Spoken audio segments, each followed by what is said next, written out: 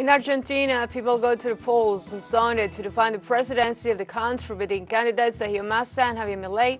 The winner will take office is December 10 for a 4-year term in office. In Venezuela, the electoral drill takes place on Sunday in preparation for the upcoming December 3rd referendum on the Essequibo and dispute with Guyana.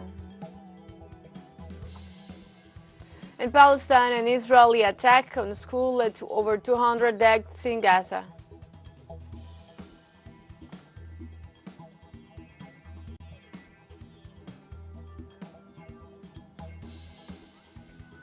Hello, welcome to From the South. I'm Ana Rosabal from the TeleSUR studios in Havana, Cuba. We begin with the news.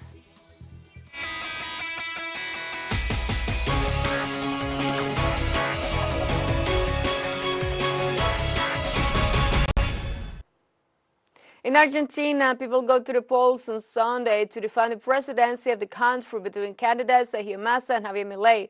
The winner will take office on December 10 for a 4-year term in office.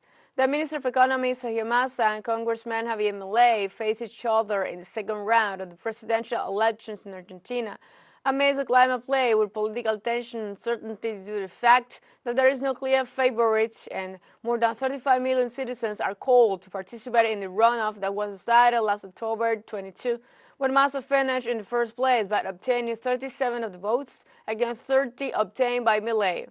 The winner will receive the presidential sash from the hands of President Alberto Fernandez next December 10, the day Argentina celebrates 40 years of having recovered democracy after the end of the last military dictatorship in 1976 and 1983.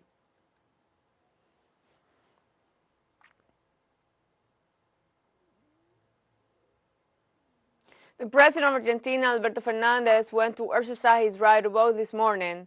During the moment, the president exchanged with the Polish president and offered some brief statements calling on Argentinians to go to the polls. He also spread that the biggest winner will be with democracy. Alberto Fernandez concludes his mandate and will hand over the office to one of the two candidates running for the presidency.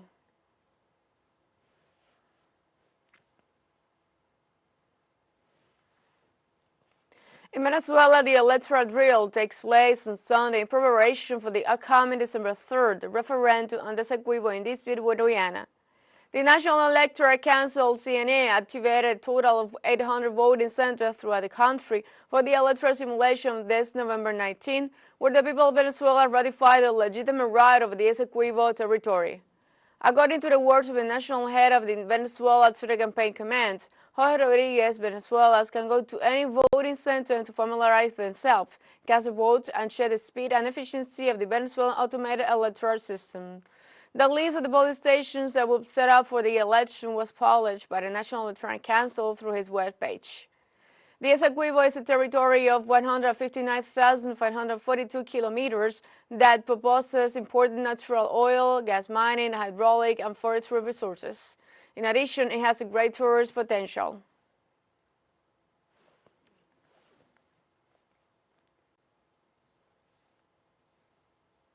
And we have a correspondent, Gladys Quesada, reporting from Venezuela on the simulation of the referendum on the Essequibo. Good morning, Gladys. And what are the latest updates?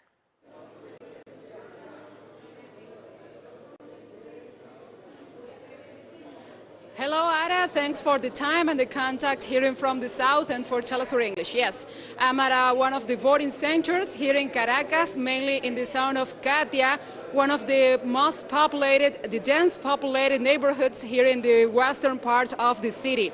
As the officials were informing and reporting, over 5,000 people and voters must come here to cast their vote because this is one of the main pilot centers. Let's recall, this is an exercise, this is the drill, this is an electoral exercise because they are checking the machines and they're checking the speed of the system and the accuracy and the accuracy of the system and the voting machines. Also, this is one of the main pilot centers. You can see behind me, this is the line. So, this is the people that are in line checking for exercising their vote, to cast their vote. Now we are going to enter to see the voting process. And as you can see, and this is the image. So in this part of the process, this is one of the main steps of the protocolar process here. So the voters come in here, they check their identity there, they're going to put their finger to take their fingerprint. Yeah, they give their identity cards and documents. And in some point, they're going to give their footprint and their fingerprint. Yeah, there. Yes, they are going to give their identity in that machine, and then every voter has to go behind the curtain, behind that place, to cast their vote, to put yes or no, to mark yes or no for one of the 5 main questions in this electoral drill. So they are testing the speed, they are testing also the accuracy of the system, and then they cast their ballot, they put the ballot there in the ballot box.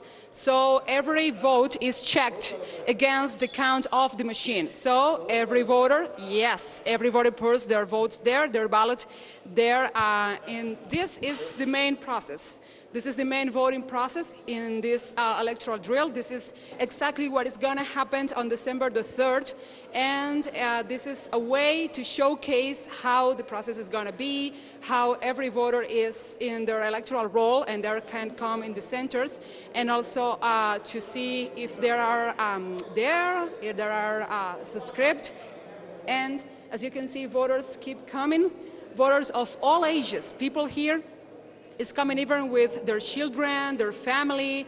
In this Sunday morning, they are coming here from early. Let's recall, every voting center in this electoral drill is going to be open until 4 p.m. today. This is part of the drill, but later in the process, in the referendum, they're going to be open until 6 or 7 p.m. So I'm showing you, and this is our those are the voters that are coming here, and we were watching also the presence of authorities, the armed forces that are supporting the voting process and are supporting the drill in this case. So we will have more details, we will have other information and reports in upcoming news briefs. So back to you. Thank you, Gladys Quesada, for reporting from us from Venezuela on this day. And we continue with more news. In Cuba on Saturday, the 4th Conference of the Nation and its immigrant kicked off. Some 400 Cubans living abroad are attending the conference to such issues as the way the Cuban government relates with its immigrant migration, cultural and identity issues, economic development, and the role Cuban immigrants can play in the island current socioeconomic transformation. Attending the event is Cuban President Miguel Díaz-Canel, who called for strengthening ties with Cubans residing abroad. At the opening ceremony, Cuban Foreign Minister Bruno Rodriguez explained the challenges facing Cuba today due to the combined effects of the U.S. economic blockade, the COVID-19 pandemic, and the current global crisis.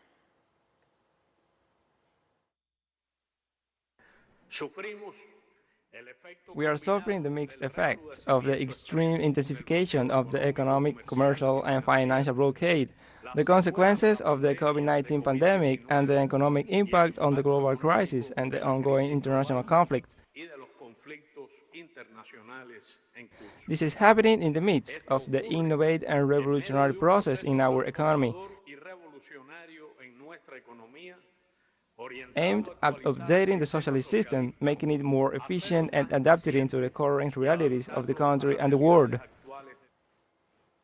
The Cuban Foreign Minister Bruno Rodriguez recalled that the United Nations General Assembly rejected the blockade against Cuba and that the ally counts on the solidarity of all continents and all of its citizens overseas. The General Assembly of the United Nations on November 2nd demanded almost unanimously that the government of the United States put an end to the blockade. We enjoyed an extraordinary solidarity in all continents, particularly at the crucial moments of our history in which Cubans living in other parts of the planet have had an active participation, which makes us feel very emotional.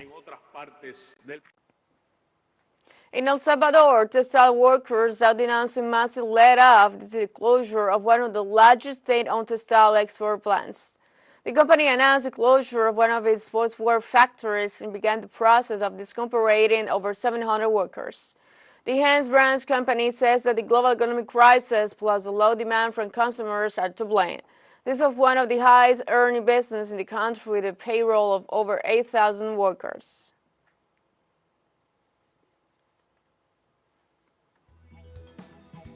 Let's take a short break, but remember you can join us on TikTok at TeleSUR English. We'll find news in different formats, new days, and more.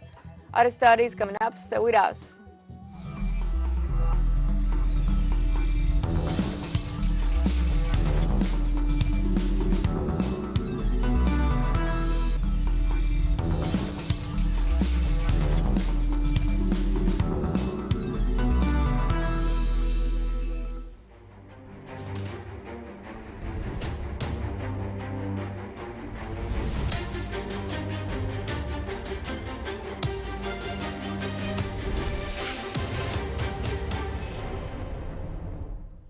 Welcome back.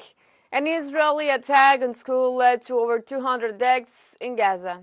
The bombing triggered thousands of people in northern Gaza, mostly women and children, to leave their homes and move to the southern region to shelter in the Al-Fakhura school. After having settled there, the Israeli occupation forces attacked the school, killing over 200 people and injured hundreds more. Palestinian media outlets unfolded that over 1,000 people have been annihilated in Gaza Strip in just the latest 24 hours.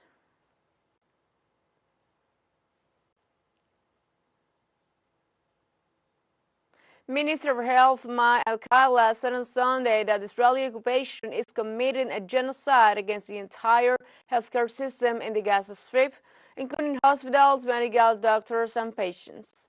Speaking at a press conference, Al-Fakhura called on the United Nations, international health organizations, and the International Committee of the Red Cross to exert pressure on Israel to allow the transfer of the remaining children and patients from the Al-Shifa hospital in Gaza to a hospital in the West Bank or Egypt.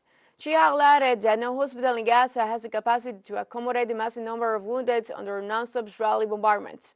The minister questioned Israel's rationale behind preventing the entry of medicines and depriving patients of the right to receive treatment.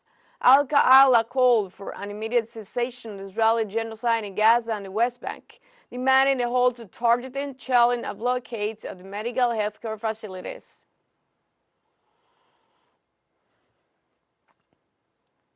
In this context, the Palestinian Minister of Foreign Affairs condemned the evacuation and closure of the Al-Shifa hospital, where more than 2,000 people were sheltered, including patients, medical personnel, and refugees, who are now moving to southern Gaza. For the part, the Israeli occupation forces surrounding the largest health center in Gaza continue with deployment of tanks and troops in search of Hamas members, while the Palestinian Islamic movement denies that they have any hideouts in the hospital.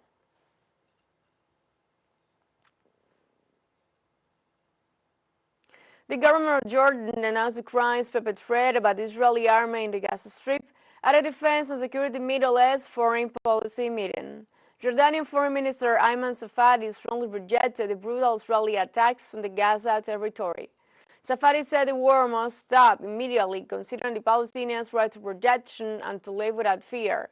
He also condemned Israeli siege in Gaza, which prevents Gaza residents from accessing to medical supplies, food, water, and other basic necessities.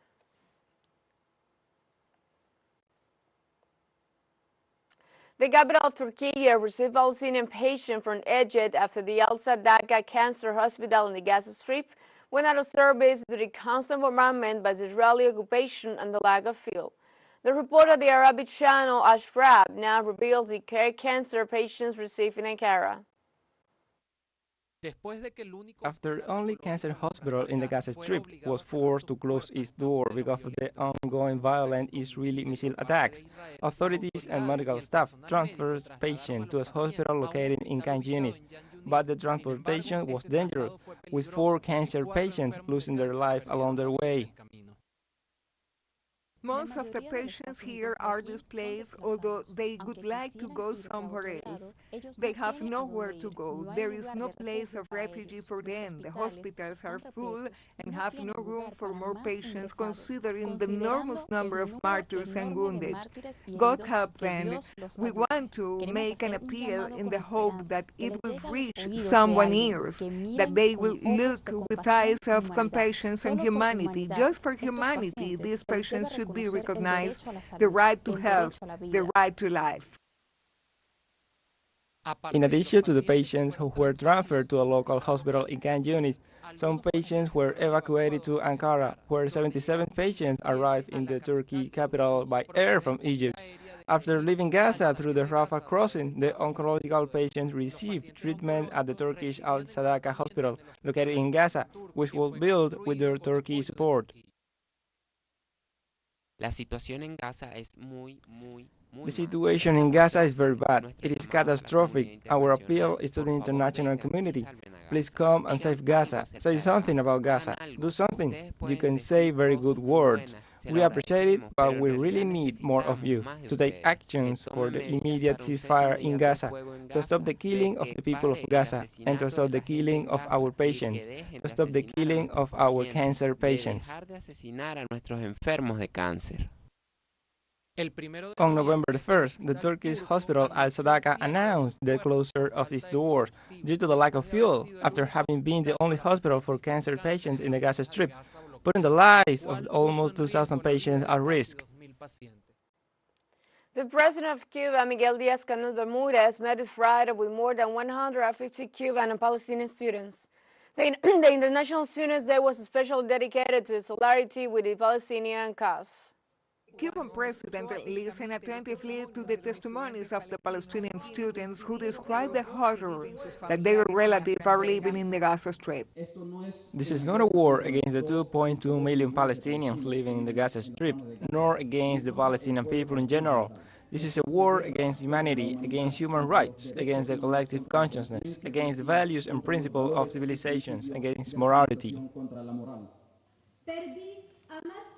I lost more than 40 members of my family in 40 days, including my cousin who was going to buy bread, and when he returned home on the way, the street was bombed. My family had to leave to the south. I was in my aunt's house when the mosque next door was bombed. After listening to the moving stories, Díaz-Canel thanked the pupils for their words and promised them that Cuba will continue to stand by the Palestinian cause as it has been historically. Before you today, dear Palestinian students, we wish to reiterate Cuba's principled position in favor of a comprehensive, just, and lasting solution to the Israeli-Palestinian conflict, on the basis of two states, allowing the Palestinian people to exercise their right to self-determination and to have a free and sovereign state on the pre-1967 borders, which each Jerusalem as its capital, and guaranteeing the right of return of the refugees. That is why we will fight along your side. The Cuban president also reminded the young Palestinians that they represent the future of their countries and that Cuba will help them to graduate in different specialties. We condemn in the most energetic terms the genocide of Israel. You studied in Cuba representing Palestine, and we will be with you so that you can fulfill your dreams, and in the future you can support your country more. Finally, President Díaz-Canel invited students to participate in a cantata in the Revolution Square in solidarity with Palestine. There, with an obelisk as a stage that welcomed the flags of Cuba and Palestine, Cuban troubadours, intellectuals, and actors offered their art and condemned the genocide of the Israeli army on the inhabitants of the Gaza Strip and called for a ceasefire.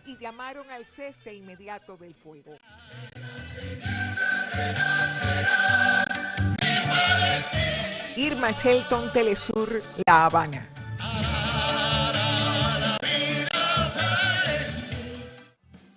We We have a second short break coming up, but before we invite you to visit our YouTube channel at TeleSUR English, where you'll be able to rewatch our interviews, sub-stories, special broadcasts, and more. Hit the subscribe button and activate the notification bell to stay up to date on the world's more recent events. Final short break, don't go away.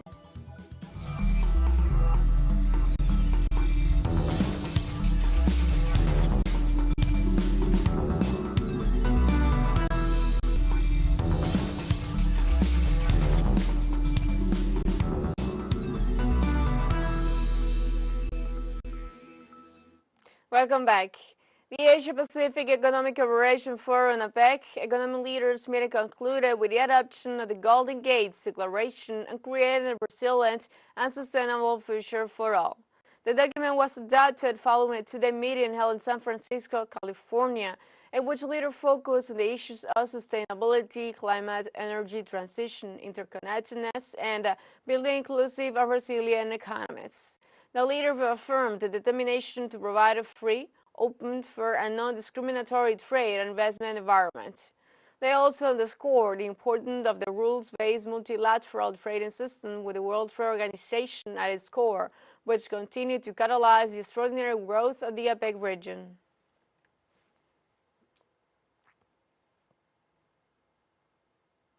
In Spain, 5 rights sectors continue to protest against the investiture of Pedro Sanchez and the amnesty law. Those mobilized gathered near the Cibeles fountain in the city of Madrid. The mobilizations are in response to a call made by the leader of the Population Party, Alberto Feijóo, and the leader of the Vox, Santiago Abascal. The so-called amnesty law must be approved by Congress before November 27, and this is strongly rejected by 5 rights sectors, considering that Pedro Sanchez is putting the Spanish state model arrest but giving it to the Catalan nationalists, all in order to be able to continue with his own administrative project.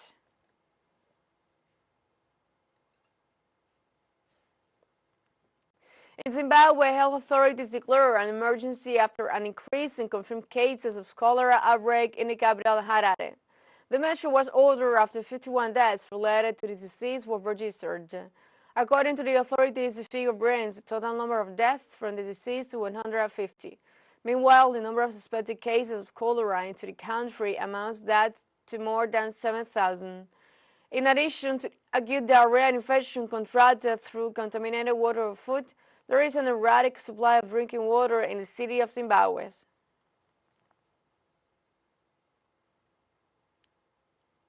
Russian government said about 50,000 tons of grain completely free of charge to be distributed in several countries of the African nation.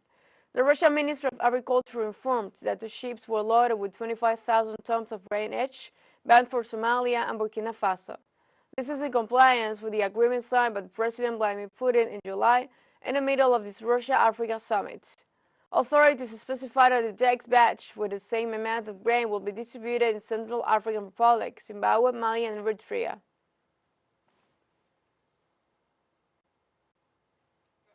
In Mali, the ruling military junta called on citizens to celebrate victory in the rebels' stronghold Kidal by attending 2 World Cup qualifier matches.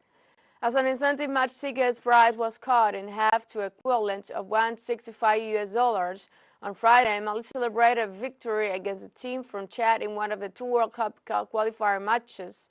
The second one is scheduled for November the 20th. The military junta urged sport fans and the youth to attend those matches as a way to celebrate Mali's military victory on Tuesday when they took over the strategic crossroad Kidal town from predominantly Tuareg rebel groups who have ruled the town since 2014. Tuesday's victory, the most notable since the ruling junta seized power in 2020, has been celebrated on the streets and throughout the media.